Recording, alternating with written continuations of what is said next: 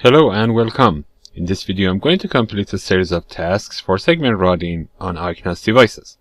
The task is as follows. Provide a layer 3 VPN service to customer or tenant Alex. As you can see, Alex has two different branches, let's say across the country, and my service provider is providing this kind of a connection between Alex on two different sites. It says that the overlay network should work fine. This is of course an obvious task.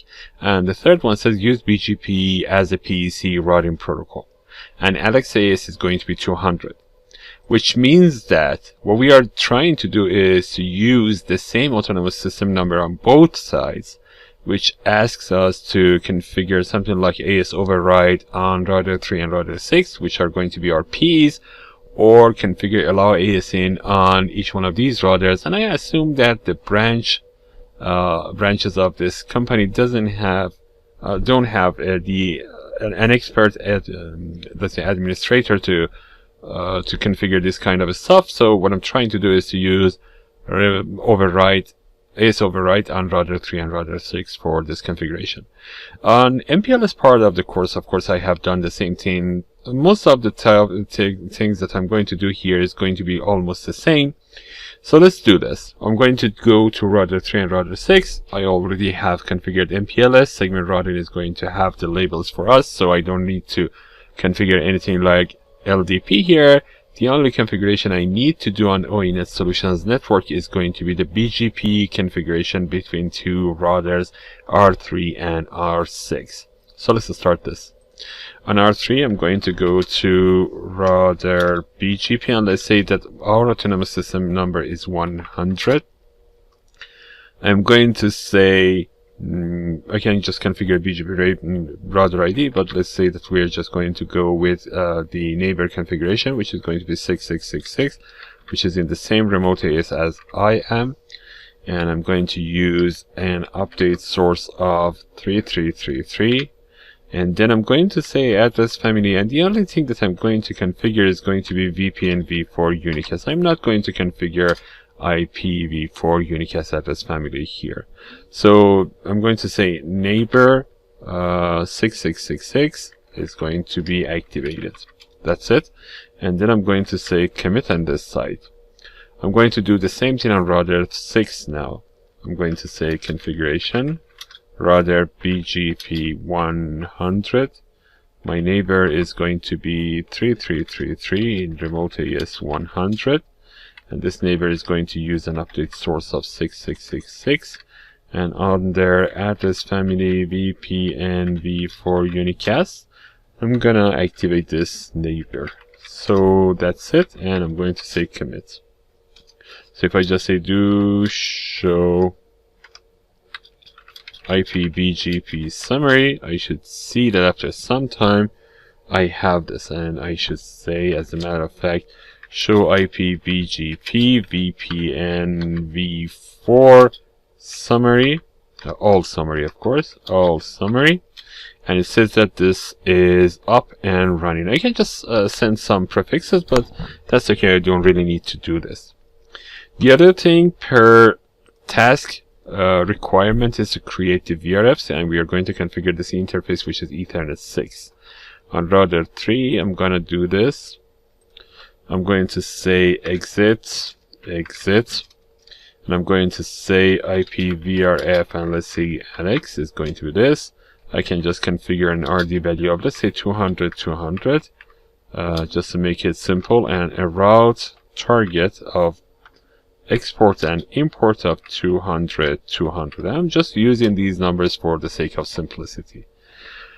Now what I need to do is to allocate the interface to this. I'm going to say interface ETH6 is going to have IPVRF forwarding Alex configured under them, and IP address of course is going to be 10.373/24.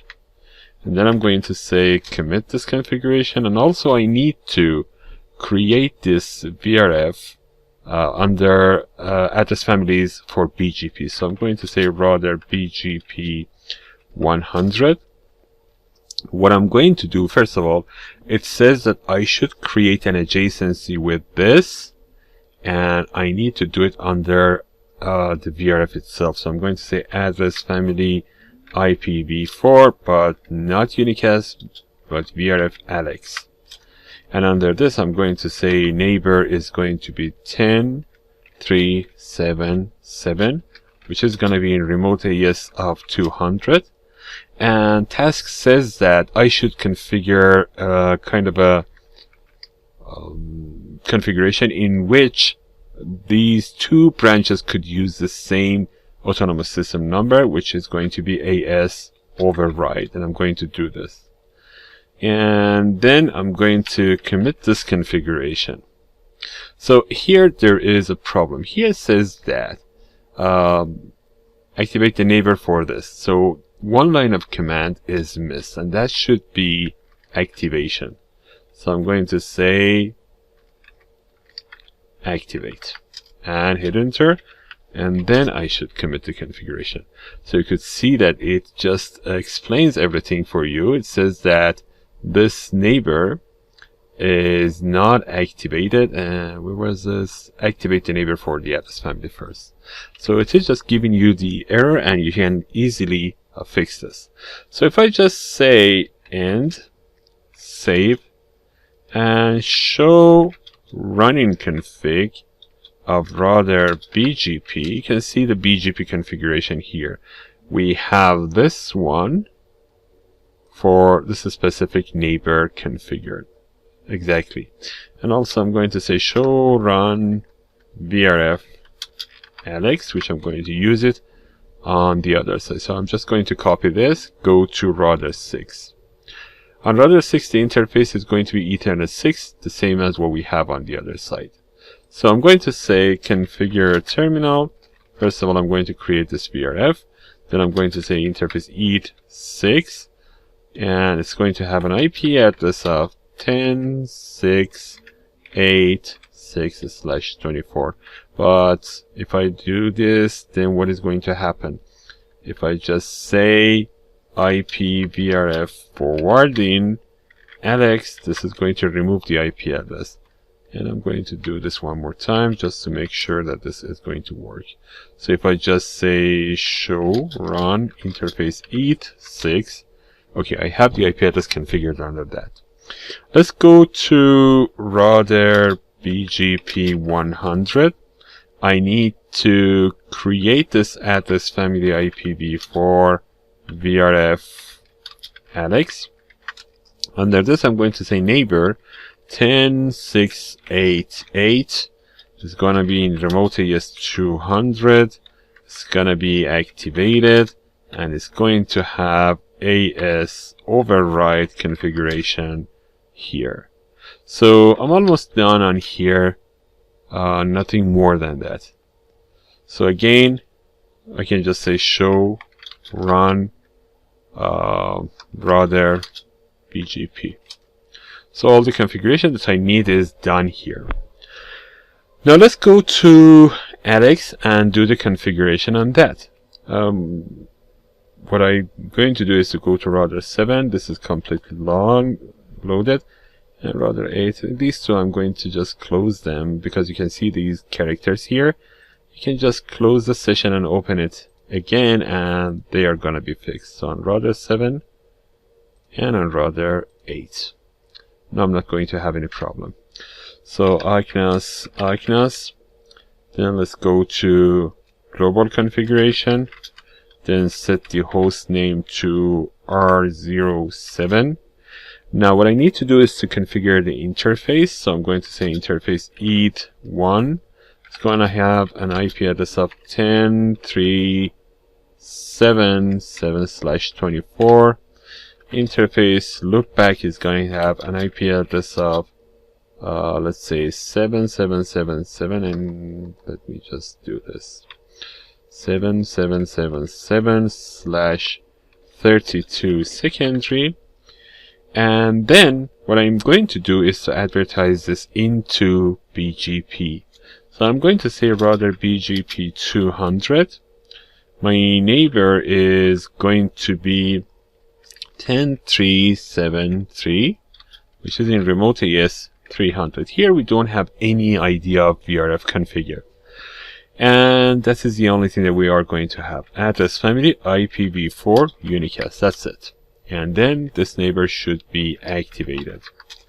And also, let's just advertise a network of 7777/32. Then I'm going to commit this configuration, and I'm almost done. So the committing is done. Let's go to router 8 and do the same configuration on the other side. On here, I'm gonna log in using OcNOS. Then let's go to global configuration mode. Router, first of all, let's just configure host name, which is R08, interface ETH1, which is going to have an IP address of 10.688/24. Interface loopback, which is going to have an IP address of 8888/32 secondary. Then I'm going to have router BGP configuration, which is going to be 200. My neighbor is 10.686, which is in remote AS 100. And under address family IPv4 unicast, I'm just activating this network neighbor. And let's say that I'm going to have a network of 8888/32 advertising to BGP. Let's commit the configuration. Okay, the configuration is done, and let's just wrap up after a few checks here. On customer side, if I say show IP BGP summary, I can see that I have the adjacency with here, and let's just do something. I'm going to say, what is this? Terminal width. It's going to be 256. That would be a better idea. Okay, so you can see that we have the adjacency on router 7 side. I'm going to say do show IP BGP summary, and the same result is going to be here. It says that this is not active, so let me just do something. I'm going to say show run router BGP, first of all, to make sure that I have this neighbor and this neighbor is activated. And let's see if we can ping it. And if I just say ping, the ping goes through correctly. So maybe I have misconfigured router 3. So on here we have 10.377, which is completely correctly set. On router 7 we set 10.373, which is correctly set. Okay, maybe I don't have IP address under the interface. Show run interface ETH6 says that I have this IP address set. Otherwise, I couldn't have pinged it. Show IP BGP VPN v4 all summary. Here it says that this is in idle mode and the AS number is 200. Have I misconfigured this with the wrong autonomous system? Yeah, of course, that's it. I just pinpointed the problem. So let's go back to here, and I'm going to say under router BGP 200, no this, but this. Okay. Now what I'm trying to say is address family IPv4 unicast. This should be activated. Okay, now the problem is gone. So if I just say show IP BGP summary, I can see that I have the adjacency. And if I just say show IP BGP, now you can see that I'm receiving the prefix from the other side without any problem. Okay, so let's see what we have done and wrap up right here. What we have done is, in a previous video, I have configured segment routing here under ISIS. So we have ISIS as our IGP, but under that we have configured segment routing, which means that we have just created some segment identifiers on each one of these routers. But the identifier for router 3, for example, was 16,300. For 6 was 16,600. Okay, so we didn't use LDP because we didn't really need it. ISIS just took care of it. And now our internal network is exactly like MPLS. We have also configured MPLS under each one of these interfaces. So all the interfaces that are marked red here have MPLS configuration on them. Now the next step was to create an adjacency between router 3 and router 6. This BGP adjacency, of course, is configured using VPN v4 address family. So we just configured this. Nothing more than that was necessary. And then we configured VRFs on here and VRF on here for our customer. And then I assigned this interface to the VRF. For our customer side, of course, customer doesn't have any idea what is happening. And then what I needed to do is to just activate the adjacency, the BGP neighborship between these two under VPN, under IPv4 VRF that we have under under IPv4 VRF Alex address family under BGP. The rest, of course, is as you saw. So let's do something. I'm going to say ping 7777, and I'm going to use my source IP. Not 777. I'm going to say ping 8888.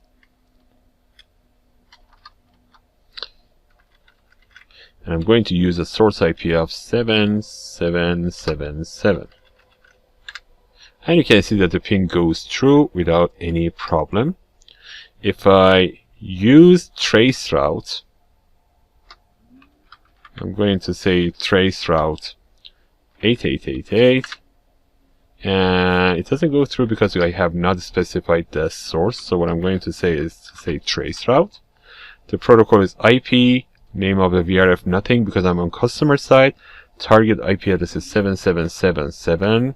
Source address, oh sorry, I guess I did a mistake, so let's just get out and do it one more time. Traceroute IP VRF global, that's going to be 8888.